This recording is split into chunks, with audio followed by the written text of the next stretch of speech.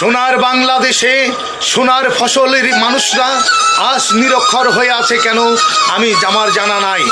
সেনাপতি সাহেব, আদেশ করেন মহারাজ। তুমি ভালোভাবে জাস্টিফাই করে দেখো রাজ্যে কেন এত অভাব অনাটন, কেন এত দুর্ভিক্ষ, সোনার দেশটা কিভাবে দুমড়ে মুচড়ে শেষ হয়ে যাচ্ছে, এর তথ্য আমাকে জানাও। তথ্য জানাচ্ছি মহারাজ। এ দেশে শান্তি ফিরে আসবে কি করে?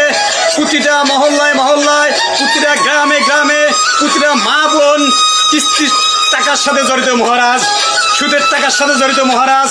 এ দেশে যারাই ভালো আছে, যে ভালো আছে সে হচ্ছে মহারাজ যারা সুদেরু, ঘুষখোর, যারা জুয়াখোর, যারা মনে করেন প্রতিদিন না প্রতিদিন কিস্তির টাকার নামে মা বোনদেরকে ধর্ষণ করছে, মা বোনদেরকে ঘরে ঢুকে তাদের ইজ্জত নিয়ে নিলাম করছে, তাদের ইজ্জত নিয়ে খেলাধুলা করছে, তারা তো এই দেশে ভালো আছে মহারাজ। তাহলে কি করে আপনি ভালোর আশা করতে পারেন জনগণের কাছ থেকে মহারাজ?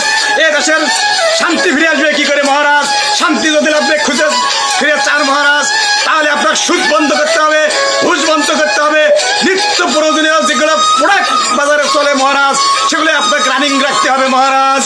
আজ থেকে এলান করে দাও এই রাজ্যে কোনো সুদের ব্যবসা, কোনো গরিব মানুষকে দরিদ্রতায় বিমোচনে আটকানো যাবে না, কাউকে মনে কষ্ট দেওয়া যাবে না, রিজিকের কষ্ট দেওয়া যাবে না। আজ থেকে এলান করে দাও এই রাজ্যের মানুষ সুদের উপরে টাকা পয়সা নেবে না, তারা গরু পুষবে, 2টা গাছ গাড়বে, 1 শতক জমি নেবে, সংসারে সোনালী ফসল আসবে, আসবে আগের মতো দিন, মানুষের মুখে হাসি এবং অপরাধ মুক্ত বাংলাদেশ। তাই হবে মহারাজ।